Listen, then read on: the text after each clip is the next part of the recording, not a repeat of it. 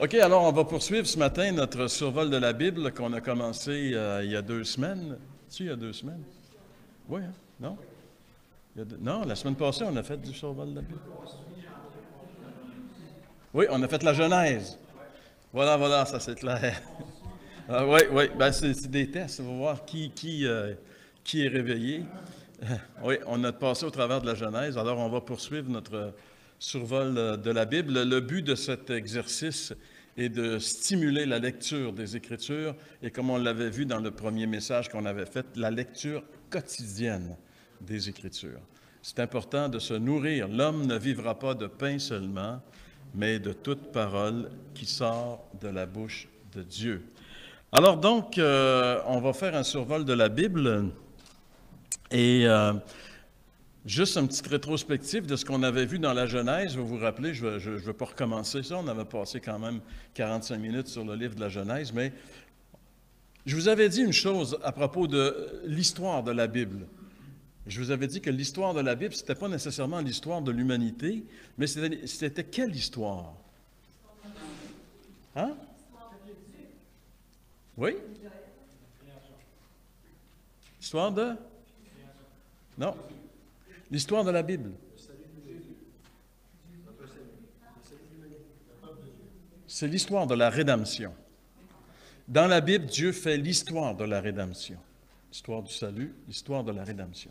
Plus que l'histoire de l'humanité, parce qu'il y a des grands pans de l'histoire de l'humanité qui ne sont pas dans les Écritures. Parce que Dieu va mettre le focus sur un peuple en particulier. Tout l'Ancien Testament, c'est l'histoire d'un peuple en particulier. Bien sûr, ça déborde sur les voisins autour, mais Dieu met le focus non pas sur l'histoire de l'humanité, comment la civilisation a commencé et s'est développée, mais Dieu met l'emphase sur quelque chose de merveilleux. Si c'est l'histoire de la rédemption, quel est le premier point dans l'histoire du salut? Le salut, ça commence par quoi?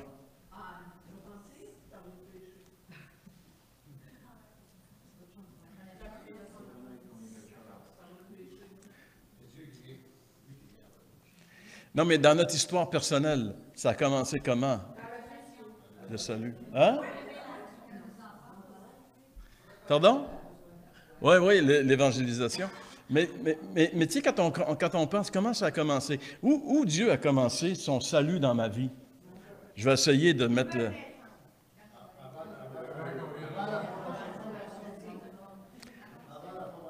On appelle ça l'élection, le choix de Dieu. Alors, le livre de la Genèse, c'est le livre de l'élection. Parce que Dieu va choisir un homme. Et à partir de cet homme-là, ça va être l'ancêtre de la lignée de la promesse de Genèse 3, la lignée du Messie. Et cet homme, il s'appelle comment? Abraham. Dieu l'a choisi. Abraham, là, il ne s'est pas mis sur la liste. Il ne savait jamais, lui, que Dieu allait le choisir, allait le cueillir pour dire à Abraham, « Abraham, je t'ai choisi pour un plan extraordinaire, incroyable. Abraham, je vais te donner un enfant qui va devenir le père d'une nation, qui va bénir toutes les nations. » Abraham, il vit à Ur en Chaldée, il adore des idoles, et là, Dieu commence à lui parler, et Dieu va lui dire, « Quitte tout, quitte ta famille, quitte ta religion, quitte ton pays, et viens et suis-moi. » Ça, c'est l'aventure de la foi. Dieu choisit cet homme. Et quel âge que Abraham a lorsqu'il l'a choisi? Lorsque Dieu choisit Abraham, il a 75 ans. 75 ans, c'est pas vieux, mais c'est pas jeune. Hein? Non, j'ai dit c'est pas vieux. Mais c'est pas jeune non plus. Mais surtout en ce qui concerne l'idée de partir une famille. Hein? Dans ce sens-là, c'est un peu de la haute voltige. Il dit, Abraham, je vais te donner un fils. Abraham a bien des problèmes. D'abord, il a 75 ans. Ça, déjà, c'est un problème. Avoir 75 ans, veut pas, là, tu sais, je veux dire, c'est un problème.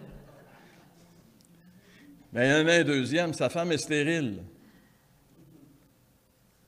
Puis Dieu, il dit, il m'a donné un enfant. Donc, on commence à voir ici que Dieu, il y a de l'humour. On a vu ça ce matin.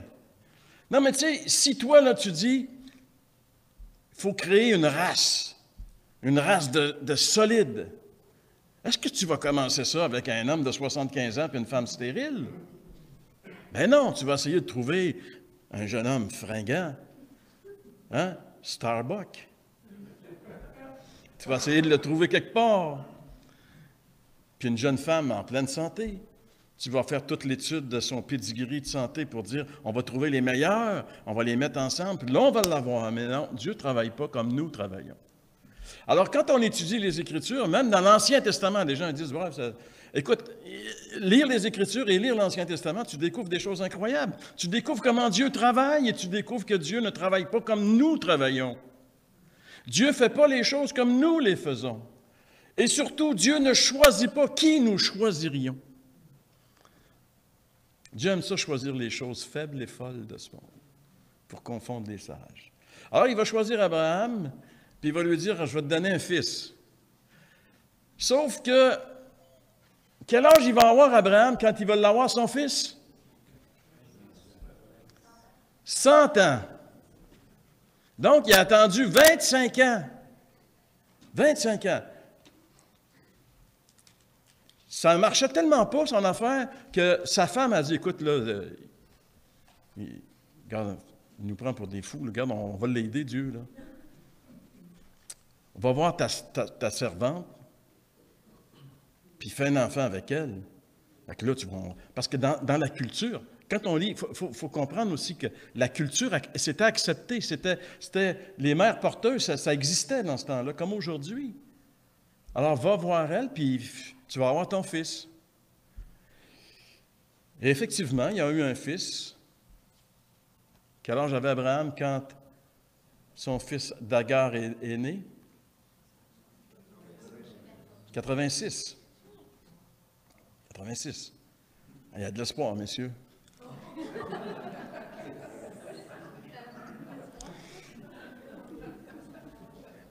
Mais quand il n'y a vraiment plus d'espoir, tu sais, Romain dit, quand espérant contre toute espérance, ça veut dire, regarde, il est mort, dans son corps, il est mort. Alors là, Dieu va lui donner. Pourquoi? Abraham doit savoir que cet enfant-là, c'est un enfant qui vient de Dieu, qui ne vient pas des hommes. Il vient de Dieu. Parce que Dieu veut faire une race qui vient pas des hommes, mais qui vient de lui. C'est ça l'Église. Donc, Isaac, il va être l'enfant qui va naître d'Abraham. Et Isaac, il va se marier aussi avec une femme stérile. Mais la promesse doit passer par lui. Sa femme est stérile. Encore là, intervention miraculeuse de Dieu. Alors, on a les patriarches maintenant. Isaac va avoir des enfants, entre autres, un qui s'appelle Jacob. Et à partir de Jacob, on va avoir la descendance. Abraham, Isaac, Jacob, on a ici les patriarches, les pères de la nation d'Israël, à travers laquelle Dieu va donner le Messie. Donc, ce choix s'est fait dans le livre de la Genèse. Donc, le salut commence. Nous, quand est-ce qu'a commencé notre salut? Quand Dieu nous a choisis dans l'éternité passée, afin que nous devenions saints et parfaits en Christ. Éphésiens, chapitre 1er, puis encore Romains 8 et encore bien des versets. Donc, le livre de la Genèse, en plus d'être le livre des commencements, c'est le livre de l'élection, choix de Dieu, du peuple de Dieu. Et le livre de la Genèse se termine avec le peuple de Dieu qui vit dans le pays en Canaan, et il y a une grande famine. Et eux autres se sont débarrassés d'un membre de leur famille. Les fils de Jacob ont vendu le plus tannant de leurs frères à leurs yeux, qui s'appelait Joseph. Pourquoi? Ils ne l'aimaient pas. Parce que c'était le préféré de Jacob. Et il y avait de la jalousie. Puis en plus, il y avait un don, il pouvait interpréter les rêves. Puis à un moment donné, il leur dit, j'ai fait un rêve. Puis il leur dit, j'ai vu 12 étoiles qui viennent, en tout cas je ne me rappelle pas, le soleil, la lune qui venaient et les 12 étoiles qui viennent se prosterner devant moi. Alors eux, ce n'est pas des caves, ils ont compris. Tu penses que ta mère, ton père, puis nous autres, on va venir se prosterner devant toi? Hey, il exagère, lui. Tu sais, déjà, il ne l'aime pas parce que c'est le préféré, puis en plus, il arrive avec une histoire comme ça. Fait qu'il faut se débarrasser de ce gars-là. Alors, il y a une caravane de Mandianites qui passe. Ils sont dans la région de Samarie à ce moment-là. Ils vont le vendre. D'abord, ils vont le tirer dans la citerne. Puis, qui va plaider sa cause pour pas qu'il crève dans le fond de la citerne? Un membre des enfants qui apparaît toujours dans l'histoire comme étant celui qui plaide la cause. Judas, le lion de Judas. Et c'est à cause de lui que Joseph va pouvoir sortir du trou et être vendu et se retrouver en Égypte. Et quand il y a de la famine partout, Joseph, à cause de ses rêves, a pu interpréter le rêve du Pharaon et découvrir la clé de l'énigme. Et l'Égypte va devenir une puissance économique incroyable durant le temps de la sécheresse. Tout le monde va venir acheter des vivres en Égypte, dont la famille de Joseph. Et c'est un moment pathétique quand ils vont découvrir Joseph. C'est vraiment spécial quand ses frères, Joseph qui fait exprès pour ne pas se laisser découvrir en premier, puis quand il va le dire « Je suis Joseph », tous ses frères ont peur, ils ont dit « Ça y est, il va nous tuer », tu sais, je veux dire, après ce qu'on y a fait. Et Joseph va dire quelque chose d'extraordinaire, une phrase extraordinaire. « Ce n'est pas vous qui m'avez vendu, c'est Dieu qui l'a fait pour ce jour aujourd'hui. » Joseph reconnaît la souveraineté de Dieu sur une des plus grandes épreuves qui est arrivée dans sa vie. Et ça, c'est important pour nous de reconnaître la souveraineté de Dieu. Rien n'arrive de bon ou de mauvais. Ce matin, on a adoré Dieu pour beaucoup de bonnes choses, mais Dieu permet des mauvaises choses dans nos vies aussi. Est-ce que nous l'adorons pour les mauvaises choses? Est-ce que nous sommes reconnaissants? Est-ce que nous reconnaissons que Dieu est souverain même dans les mauvaises choses qui arrivent dans nos vies? Et c'est ce que Joseph a fait. Ce n'est pas vous qui m'avez vendu, c'est Dieu qui a permis que cette chose-là arrive, parce que Dieu avait un plan de bénir sa nation. Donc, et puis là, tout le monde se retrouve en Égypte, et ça continue, et le temps passe, 4 siècles vont passer, et les Israélites, je ne sais pas si ça leur vient d'Abraham, qui, à 86 ans, était encore actif, étaient des gens qui étaient très féconds. Ils se sont multipliés rapidement en Égypte.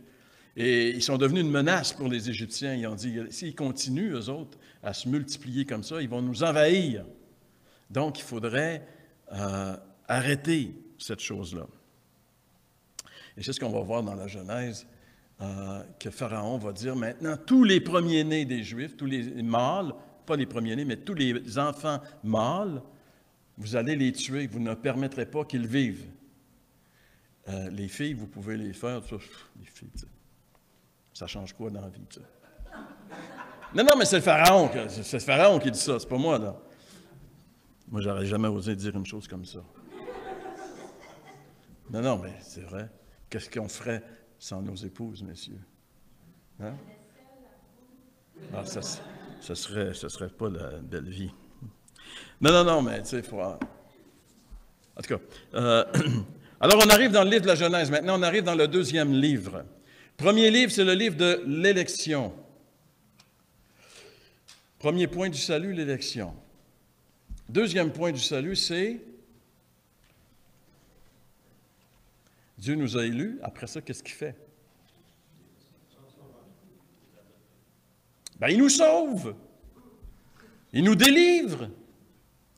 Le livre de l'Exode, c'est le livre de la délivrance. Ils sont esclaves. Il faut qu'ils soient libérés. Tu ne peux pas vivre dans l'esclavage toute ta vie, c'est plate. C'est le peuple de Dieu. Alors qu'est-ce qu'ils font? Ils crient à Dieu. « Hey, regarde dans quel état on est! » Alors Dieu va dire, « Je vais vous libérer.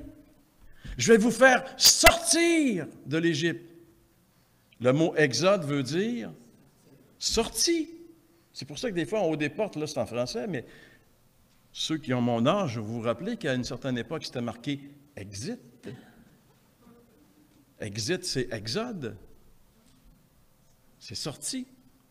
Alors, c'est le livre dans lequel on arrive maintenant. Un livre qui a 40 chapitres, donc un petit peu moins volumineux que le livre de la Genèse. 40 chapitres d'action, c'est un livre palpitant, le livre de l'Exode. Ça parle de rédemption, ça parle de délivrance, ça parle de délivrance d'esclavage, justement. C'est le livre de l'Exode. Et peut-être un verset clé dans le livre de l'Exode qu'on retrouve ici. Comme je vous ai dit, le livre de l'Exode, c'est que les Hébreux, maintenant, sont rendus en esclavage. Ils étaient bien au début, mais ils se sont multipliés, ils sont devenus une menace. Et les Égyptiens, pour les garder sans qu'ils puissent vraiment prendre de l'expansion, non seulement en nombre, mais aussi en force, ils vont les garder dans l'esclavage. Et dans le livre de l'Exode, ici, chapitre 2, verset 23, on lit ceci. Longtemps après, c'est-à-dire longtemps après que le peuple est entré en Égypte, en fait, il s'est passé 4 siècles. Juste pour vous donner une idée, 4 siècles, c'est à peu près l'âge du Québec. Depuis que Champlain est arrivé ici, là, les premiers, là, ça fait ça 4 siècles. Pourquoi je vous dis ça? Parce que pendant 4 siècles, on construit une culture. Pendant 4 siècles, on construit une façon. Nous, les Québécois, on a une culture québécoise. On est même les Canadiens nous appellent la société distincte. Tu sais, on a quelque chose qui n'est pas comme tout le monde. Les Français, ils aiment ça venir au Québec, voir ces gens spéciaux, ces espèces de Gaulois qui ont gardé la langue française autour de millions d'Anglais, qui persévèrent. Alors, pour eux, c'est quelque chose de spécial. On a créé une culture. Mais quand Dieu va sortir le peuple d'Égypte, pour les amener dans la terre promise, il va les sortir de l'Égypte, mais l'Égypte ne sortira pas d'eux autres. Il faut qu'ils soient déculturalisés. Il faut qu'ils changent de culture. Et ça ne sera pas évident. C'est pour ça que le Seigneur le sait très bien. Entre la terre promise et l'Égypte, il va mettre un désert. Puis ils vont passer un bon bout de temps dans le désert. Le livre de l'Exode est caractérisé par les miracles. Il y a plus de miracles dans le livre de l'Exode que dans tous les autres livres de la Bible, et particulièrement de l'Ancien Testament, bien sûr. Vous savez, les miracles, il y a des gens qui carburent aux miracles, ça prend des miracles, ça prend des miracles. Oui, Dieu fait des miracles, j'ai aucun problème avec ça. Mais quand on lit les Écritures et qu'on met une perspective, en fait, les miracles se concentrent beaucoup dans le livre de l'Exode, dans l'Ancien Testament, et dans le Nouveau Testament, la période beaucoup de miracles, c'est la période des actes des apôtres. À part ça, Dieu n'est pas toujours en train de faire des miracles. Il y a des périodes qui sont caractérisées parce que ce sont des périodes très importantes de transition dans la vie du peuple de Dieu. Donc, plusieurs siècles ont passé. Longtemps après, le roi d'Égypte mourut, le roi qui aimait Joseph, parce qu'il a vu que Joseph était l'homme qui avait sauvé l'Égypte. Et les enfants d'Israël gémissaient encore sous la servitude et poussaient des cris. Ces cris qui leur arrachaient la servitude montèrent jusqu'à Dieu. Dieu a entendu les cris de son peuple. Et quand le peuple de Dieu crie à Dieu, Dieu entend. Quand les enfants de Dieu qui sont dans l'esclavage, dans des difficultés, crient à Dieu, Dieu entend. C'est ce qu'on voit dans les Écritures. Et alors Dieu va maintenant envoyer un libérateur pour sauver son peuple de l'esclavage. Rappelez-vous que la loi qui règne au moment où Moïse, qui va être le libérateur choisi de Dieu, encore, c'est le choix de Dieu, ce libérateur que Dieu va choisir va naître à un moment où tout est contre lui, il doit mourir. Il ne peut pas vivre, parce que la loi du Pharaon, c'est que tout mâle juif soit tué à la naissance. Alors, Moïse va venir au monde et sa mère va trouver qu'il est beau, mais d'une beauté qui n'est pas normale. Pas juste que c'est un bel enfant physique, mais il y a quelque chose qui émane de ce bébé-là, quelque chose qui la convainc que Dieu a une destinée spéciale pour lui. C'est pour ça qu'elle va essayer de le protéger. Et pour le protéger, avec les moyens qu'ils ont, elle va le mettre dans un petit coffre en jonc qu'on appelle depuis ce jour-là un Moïse. Puis elle va l'envoyer sur la rivière en l'espérance que quelqu'un va le trouver, va l'adopter, il va le protéger. Mais comme sa mère est une Israélite, elle va envoyer sa grande sœur le suivre de proche. Alors, si vous regardez l'illustration, vous voyez que dans les joncs, il y a quelqu'un. Et c'est la grande sœur de Moïse qui s'appelle Myriam, ou Marie dans nos versions secondes. Et elle va toujours être dans les environs de Moïse pendant un certain temps, en tout cas. Moïse a vécu 120 ans, juste pour faire quelque chose de simple, j'aime les choses simples. Moïse a vécu 120 ans, 3 périodes de 40 ans très distinctes.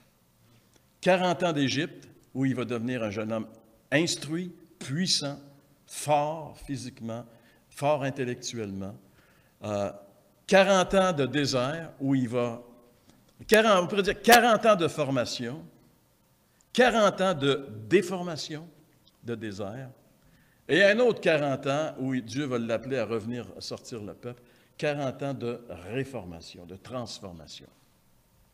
La vie de Moïse peut illustrer un petit peu aussi nos vies à nous, ces périodes que Moïse va vivre. Donc, dans le chapitre 2 du livre de l'Exode, nous lisons « La fille de Pharaon descendit au fleuve pour se baigner, comme par hasard. Elle aperçut la caisse au milieu des roseaux, et elle envoya sa servante pour le prendre. Elle l'ouvrit et vit l'enfant. C'était un petit garçon qui pleurait. Elle en eut pitié, elle dit, c'est un enfant des Hébreux. Et malgré l'ordonnance, c'est la fille de Pharaon, malgré l'ordonnance de son père, ça arrive que les filles désobéissent à leur père. Ça, j'espère que je ne vous apprends pas une grande nouvelle ce matin. Messieurs, si vous avez des filles à la maison, ça se peut des fois qu'ils vous désobéissent. C'est rare, là, mais ça arrive. Alors, elle va trouver l'enfant beau, un fils des Hébreux, et elle va le prendre. Et sa petite sœur, quand elle va voir ça, vous savez qu'est-ce qu'elle va dire? Elle va dire, t'aimerais-tu ça avoir une nourrice? Parce que là, tu sais, elle pense, bon, en fait, elle ne peut pas allaiter, hein? Donc, ça serait pratique d'avoir une nourrice. Elle dit oui. Elle dit, je vais la payer. OK? Alors, Myriam, elle va chercher sa mère. Et les Égyptiens vont payer sa mère pour allaiter son fils. Formidable! C'est ce qu'on voit dans le livre de l'Exode. On voit la main de Dieu, voyez-vous? Et ça, c'est intéressant. Ce matin, en adorant, on a vu que des fois, des fois, on l'aperçoit, la main de Dieu, des fois, on ne l'aperçoit pas, mais elle est toujours là. Elle est toujours là. Combien de choses on va voir un jour, puis on va dire, « Hey, c'est-tu possible? » Tu sais, moi, un jour, là, je vais vous conter, un matin, j'ai laissé parler les gens, je parle tout le temps, donc il faut que je laisse la parole aux autres. Je commence à apprendre ça, en vieillissant. Alors, moi, je travaillais pas mal, puis le samedi, j'allais à Québec enregistrer des émissions de télévision. Je me levais à 4 heures le matin, je descendais à Québec, enregistrer jusqu'à 1 heure, 2 heures l'après-midi. Après, j'allais voir ma vieille maman qui était dans un hospice à Québec. Et vers la fin de l'après-midi, là, je m'en allais chez nous, puis je prenais la route. Puis à un moment donné, je m'en allais à Sorel. J'étais sur l'autoroute, je regarde la pancarte, c'était marqué Sainte-Marie-de-Beauce, 5 km. J'ai dit, pour moi, là, il y a quelque chose qui ne marche pas. J'ai passé sur le pont de Québec sans m'apercevoir qu'il fallait que je tourne pour prendre la 20. J'ai continué sur direct, mais je me suis rendu compte de rien. C'est les pancartes à un moment donné qui m'ont rallumé. Alors, je redescends, je reprends la 20, je m'en viens. Et là, ce jour-là, je me rappelle qu'à un moment donné, je me suis réveillé dans mon auto en sursaut. Je ne sais pas combien de temps j'ai dormi, mais j'ai eu une perte de contrôle. Et là, j'ai réalisé une chose. Le Seigneur m'a protégé. Il m'a protégé sur la route, c'est certain. Mais ça, tu sais, je veux dire, tu t'en rends pas compte, tu t'en rends compte après. Donc, des choses, la main de Dieu, elle est partout. Et dans l'histoire de l'Ancien Testament, dans les gens que Dieu choisit, tu vois continuellement la main de Dieu. Alors, Moïse va grandir, il va devenir un Égyptien vraiment sage. éduqué, fort. Et puis, je ne sais pas pourquoi, la Bible ne le dit pas, mais Moïse sait qu'il est destiné à être le libérateur de son peuple. Et à un moment donné, il voit un Égyptien qui maltraite un Hébreu. Et Moïse va se fâcher, il va battre l'Égyptien, et comme il est fort et tout ça, il va le tuer. Puis il va enterrer son corps dans le sable, il ne veut pas que ça se sache. Et lui, il aurait espéré que tous les Juifs disent « Aïe, voici notre libérateur ». Non. Au contraire, ils vont dire, par la suite, quand Moïse va rencontrer les... Veux-tu me tuer comme tu as tué les... Il va se rendre compte que ce qu'il a fait, c'est connu. Et ce qui est intéressant, ce que vous avez peut-être jamais vu, et que ça vous sera pas enseigné, parce qu'on n'enseigne pas ça, on enseigne le contraire. On dit, Moïse, il n'y a pas... c'était pas le temps de Dieu. On dit, le peuple, c'était pas le temps de Dieu. Mais quand un chrétien qui s'appelle, pas Stéphane, mais en français, c'est Étienne, fait son message, vous savez, ce message dans le livre des Actes pour lequel on va le tuer, bien, qu'est-ce qu'Étienne est en train... Il va prendre cette anecdote-là pour dire, le peuple n'avait pas reconnu son libérateur, il ne le reconnaît jamais. Et là, il va leur dire, Jésus, c'était votre libérateur, vous êtes pareil comme eux autres, vous ne l'avez pas reconnu, vous l'avez tué. Mais si le peuple avait reconnu que Moïse était vraiment son libérateur, savez-vous qu'est-ce que ça aurait fait? Il aurait sauvé 40 ans d'esclavage. Mais là, comme ils ne l'ont pas reconnu, Moïse va s'en aller dans le pays de Madian, dans l'Arabie. Il va passer 40 ans à Madian. Il va complètement perdre de vue l'appel de Dieu sur sa vie. Il devient un berger et il se marie.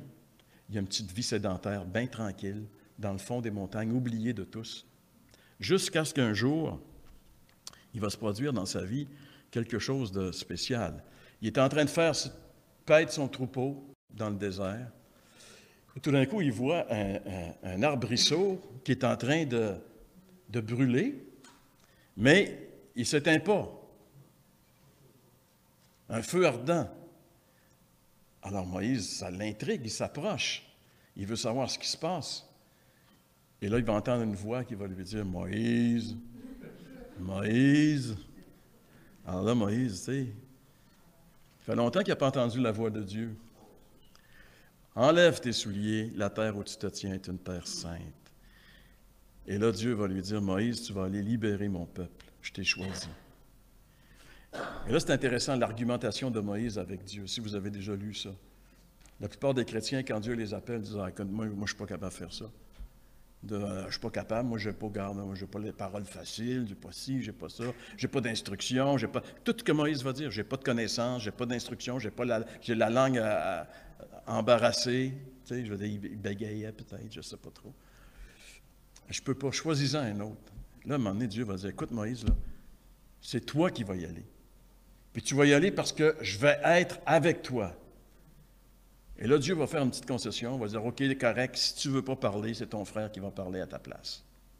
Mais c'est toi qui vas y aller. » Alors, suite à tout ça, Moïse va s'en aller, il va s'en aller en Égypte. Et Dieu il a dit, « Va voir Pharaon, puis il dit, libère mon peuple. » C'est simple, c'est pas compliqué. Alors, Moïse s'en va, cogne à la porte, Pharaon. Pharaon vient répondre. Il est en robe de chambre, c'est le matin de bonne heure. Alors là, Moïse dit, « Hey, Pharaon, tu laisses aller mon peuple. Les Hébreux, tu les laisses aller. » Pharaon dit, « T'es un malade, celui-là. » Et là, pour démontrer qu'il est sérieux, il va dire, « C'est Dieu qui m'envoie. » Et il va changer. Ben là, ça va commencer une série de 10 miracles qu'on appelle les 10 plaies d'Égypte. Mais juste pour revenir ici à la vision du buisson ardent, « Maintenant, va, je t'enverrai auprès de Pharaon et tu feras sortir d'Égypte mon peuple, les enfants d'Israël. » Donc, Moïse, il est appelé à devenir le libérateur des enfants d'Israël. Et là, comme Pharaon va s'obstiner, il ne veut pas laisser aller le peuple, parce que pour lui, c'est la main-d'œuvre qui ne coûte pas cher. L'Égypte vit à cause de cette main-d'œuvre qui est cheap, qui n'est pas cher et qui ne coûte rien. Alors, pour que Pharaon, il va y avoir une guerre entre Pharaon et Moïse au niveau de l'intervention miraculeuse de Dieu. Ça va commencer avec le Nil, l'eau du Nil qui va être transformée en sang. Vous savez, pour les Égyptiens, le Nil, c'est un dieu. C'est un dieu parce que pour eux, quand le Nil, le printemps, a une croissance et déborde, il amène du limon qui rend les champs inondés, incroyablement fertiles, et l'Égypte vit à cause des crues du Nil. Donc, c'est très important. Pour eux, le Nil, c'est la vie. Et que l'eau du Nil soit devenue en sang, c'est terrible, c'est horrible. Sauf que les magiciens de Pharaon, ils vont faire la même chose. Et là, Pharaon, ça le réconforte et ça dit, bien, écoute, ce que tu fais, mes magiciens peuvent faire la même chose. Non, mais tu sais, pense-y, l'eau du fleuve est en sang, tu vas puiser de l'eau, je ne sais pas comment, les autres, il n'y avait pas l'aqueduc puis les robinets, mais il devait avoir un moyen d'aller puiser de l'eau, tu vides l'eau, c'est du sang, toute l'eau est transformée en sang, c'est horrible, mais Pharaon va s'entêter et finalement, ça ne marchera pas, il ne laissera pas aller le peuple. Donc, il va y avoir une série de 10 miracles de Dieu. Il va y avoir une infestation de grenouilles. Le peuple va être rempli de grenouilles. Après ça, les poux. Il va y avoir une infestation de poux. Tout le monde a des poux, ça se grattait, mon gars. Il y a des poux. Après ça, c'est les mouches venimeuses, une infestation de mouches venimeuses. Après ça, c'est la mortalité du bétail. Le gars, il a beaucoup de bétail. D'un coup, il se lève le matin, tous les vaches, tous les bœufs, tout est mort. Mortalité du bétail. Après ça, c'est des ulcères sur les hommes et sur les animaux, des ulcères, la maladie de peau incroyable. Par la suite, c'est la grêle et le feu qui tombent du ciel et qui détruit les récoltes. Ce qui reste des récoltes, après ça, c'est les sauterelles, une invasion de sauterelles, et ça existe encore aujourd'hui. Les sauterelles qui vont manger ce qui restait de la récolte. Par la suite, il va y avoir des ténèbres tellement que l'homme ne pouvait pas voir à 2 pieds. Et finalement, la dernière plaie qui va faire plier les genoux à Pharaon, c'est la mort des premiers-nés. Dieu va décréter, Moïse va dire à Pharaon, ben, tu ne me reverras plus, tu ne veux plus me voir, tu ne me reverras plus, mais sache que cette nuit, dans toutes les maisons d'Égypte, il va y avoir des pleurs, parce que les premiers-nés de toutes les familles vont mourir. Et Dieu va dire, vous autres les Hébreux, mon peuple, si vous ne voulez pas que le premier-né de votre famille meure, voici ce que vous devez faire. Et en ce qui concerne les plaies, c'était ça. Après ça, c'est la Pâque. Vous allez immoler un agneau, vous allez prendre de son sang et vous allez en mettre sur le linteau et sur les poteaux de votre porte, de façon à ce que ce soit évident. Quand l'ange exterminateur va passer pour tuer les premiers-nés en Égypte, s'il voit du sang sur votre porte, il va passer par-dessus. Le mot Pâques signifie passer par-dessus. C'est pour ça qu'en anglais, on dit la Passover, passer par-dessus. Donc, c'est l'institution de la Pâque. Le sang vous servira de signe sur les maisons où vous serez. Je verrai le sang et je passerai par-dessus vous. Et il n'y aura point de plaie qui vous détruise quand je frapperai le pays d'Égypte. Et c'est une belle illustration du salut. Christ est mort, il a donné son sang sur la croix, et par la foi, nous, on s'attribue ce sang-là, on le met sur nous. Et quand le jour du jugement va venir, le grand jugement, nous ne serons pas jugés parce que Dieu va voir sur nous le sang de l'agneau, et il va passer par-dessus. Figure ici. Hey, je vous ai dit, c'est l'histoire de la rédemption. À travers tout ce qui se passe avec son peuple, c'est des figures de l'œuvre de Christ pour chacun d'entre nous.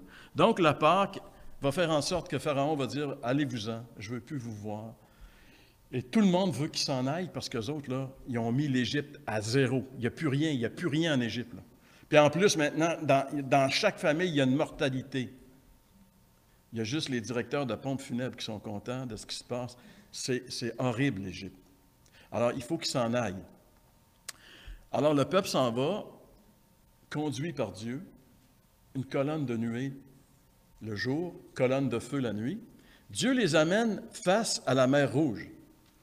D'un côté, il y a des montagnes, de l'autre côté, il y a des montagnes, et en face, il y a la mer Rouge. Et c'est Dieu qui les a conduits là. Et tout d'un coup, ils se revirent de bord. Qu'est-ce qu'ils voient? Pharaon a changé d'idée. Il s'en vient avec sa gang. Ils sont fâchés. Ils ont tous un mort dans leur famille à cause des Hébreux. Ils veulent les détruire. Ils sont vraiment enragés. Une gang d'enragés qui s'en viennent avec leurs chars pour détruire le peuple. Le peuple, il ne peut plus avancer, c'est la mer. Il ne peut plus aller à gauche, les montagnes, ni à droite, les rochers. Alors là, le peuple, ils sont encore en Égypte, puis ils vont dire à Moïse, tu nous as trompés, tu nous as emmenés pour qu'on crève ici. Ce n'est pas la première fois qu'ils vont dire ça à Moïse. Ce n'est pas la dernière. Alors, ils sont face à la mer Rouge présentement. Et là, Moïse va dire, arrêtez, attendez, Dieu va se manifester. Dieu va agir. Oui, oui, Dieu va agir. Regarde dans quel état on est. Puis là, il voit la boucane qui se rapproche. Là. Et là, Moïse va étendre son bâton, puis il va implorer Dieu. Et Dieu va faire un miracle incroyable et extraordinaire. Il va ouvrir la mer Rouge en deux pour que le peuple puisse passer au travers de la mer Rouge. Et tout le peuple d'Israël va passer au travers. Quand Dieu libère, il libère son peuple. Tous les obstacles de nos vies, Dieu va ouvrir la mer. Est-ce que nous croyons? Parce que souvent dans nos vies, on est comme ça, on est coincé quelque part. Puis on dit, Seigneur, moi je t'ai fait confiance, regarde ce que tu m'amènes, ça n'a pas de bon sens. Comment on va s'en sortir? Relax. Dieu va ouvrir les eaux. Et c'est ce qu'il fait. Et la Bible décrit, tu sais, moi j'ai jasé avec des guides israéliens, et même un guide qui vient de l'Égypte, il dit, je suis passé par là, c'est une histoire qui ne tient pas la rang. Puis là, il me contait toutes sortes d'affaires. Mais la Bible dit que l'eau faisait un mur chaque bord. La Bible décrit ce qui s'est passé. C'est pas, tu sais, qu'à un moment donné, il y a eu une sécheresse, puis... non, c'est un phénomène ponctuel, mais un miracle qui s'est produit. La mer s'est ouverte, le peuple israélite est passé au travers. On le voit ça dans le livre de l'Exode. Moïse étendit sa main sur la mer et l'Éternel refoula la mer par un vent d'Orient qui souffla avec impétuosité toute la nuit. Il mit la mer à sec et les eaux se fendirent. Quand on lit ce livre-là, vous savez, les gens disent « Ah, l'Ancien Testament, des vieilles histoires ». Écoute, il y a tellement de nourriture pour notre âme dans ces livres de l'Ancien Testament et de fondation pour notre foi également. Et par la suite, donc, ils vont se retrouver sur la péninsule de l'Arabie. Ils vont se rendre jusqu'au mont Sinaï. Et là, Dieu va donner à Israël, va donner à Moïse sa loi, ses commandements. Et la Bible dit que cette loi, lorsque l'Éternel eut achevé de parler à Moïse sur le mont Sinaï, il lui donna les 2 tables du témoignage, tables de pierre écrites du doigt de Dieu. Et ça, c'est vraiment la parole de Dieu, là. C'est des tables de pierre où Dieu a écrit avec son doigt.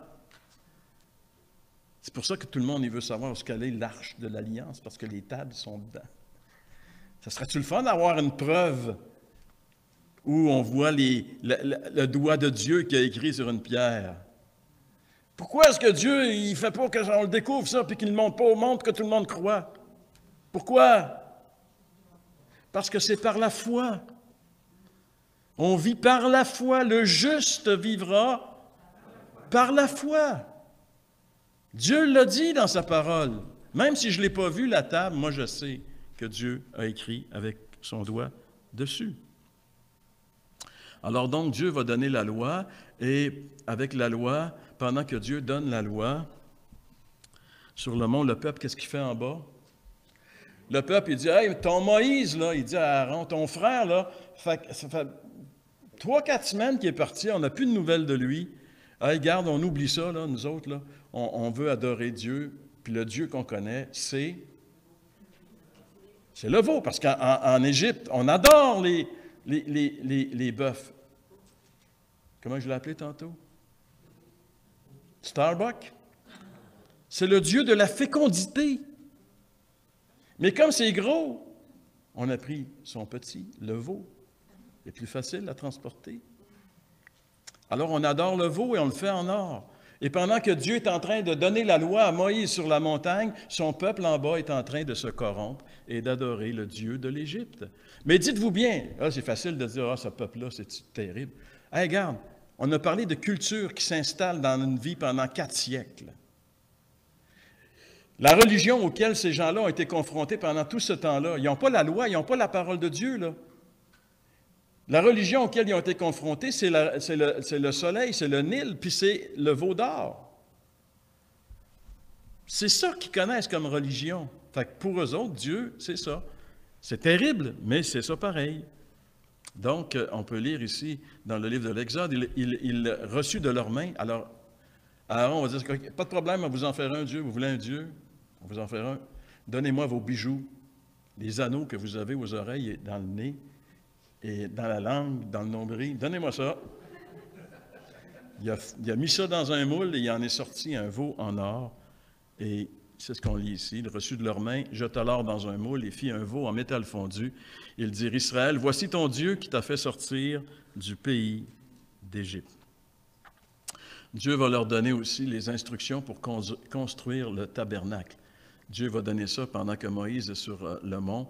Il va leur dire, tu dresseras le tabernacle d'après le modèle qui t'est montré sur la montagne. Le modèle du tabernacle, qui va devenir plus tard le modèle du temple, ce n'est pas l'invention humaine, de l'imagination humaine, c'est un modèle que Dieu a donné à Moïse. Et il l'a dit, fais exactement selon le modèle que tu as vu. Alors donc,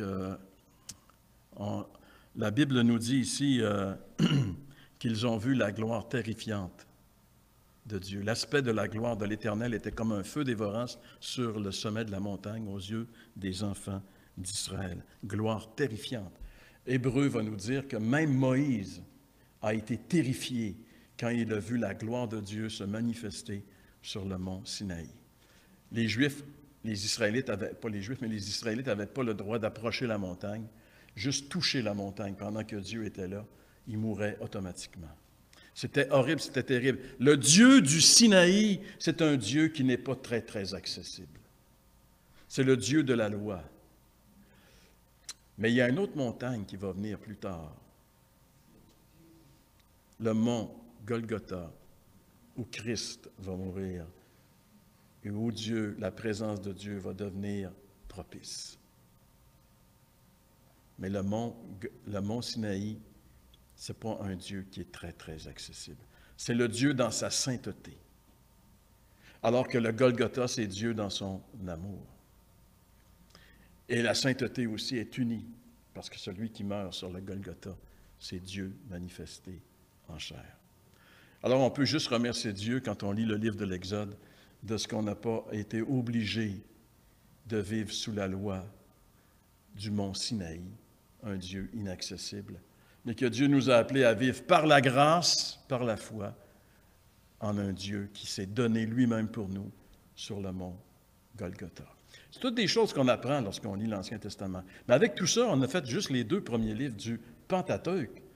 Je pensais que ça allait aller vite, mais ça ne va pas trop vite. Mais c'est quand même, on n'est pas pressé, hein? Qui est pressé ici? OK, je vois que personne n'est pressé. Donc, on va voir à un rythme où quand même on peut... L'idée, c'est que vous puissiez saisir quelques vérités spirituelles très importantes qui sont dans ces livres-là, que des fois on ne lit pas parce qu'on se dit « Ah, c'est un peu rébarbatif lire l'Ancien Testament ». C'est parce qu'on ne le connaît pas qu'on pense comme ça. Plus on le lit, plus on va l'aimer. Et c'est comme les affaires de saucisses, là, plus on en mange, plus elles sont fraîches, etc. Alors, on va arrêter ici ce matin et la semaine prochaine, on va commencer avec un autre livre qui est le livre du Lévitique, 3e livre du Pentateuque, 3e livre de la Bible. Seigneur, on veut te remercier pour ta parole. Merci, notre Dieu, de ce que tu nous instruis, Seigneur. Tu ne veux pas qu'on soit ignorant de ce que tu as accompli pour nous. Tu ne veux pas qu'on soit ignorant de cette belle histoire qui est l'histoire de la rédemption. Et c'est pour ça, Seigneur, que tu nous as laissé ta parole. Notre Dieu, nous sommes privilégiés, nous avons ta parole dans notre langue. Nous pouvons même avoir accès à plusieurs versions, nous pouvons comparer, Nous pouvons même avoir accès, Seigneur, aux langues originales. On est vraiment bénis. Tu nous bénis, Seigneur, et tu ne veux pas qu'on soit inactif de ce côté-là. Si tu nous bénis comme ça, c'est parce que tu veux, Seigneur, qu'on nourrisse notre âme de ta parole. Alors, donne-nous le goût, Seigneur, de toi et de ta parole. Comme David qui pouvait dire, « Mon âme a soif de Dieu, du Dieu vivant. » Seigneur, comme une biche, il dit, comme une biche qui court après les courants d'eau, mon âme a soif de toi. Donne-nous, Seigneur, la soif de toi et de ta parole. Nous te le demandons ce matin, dans le nom de Jésus. Amen.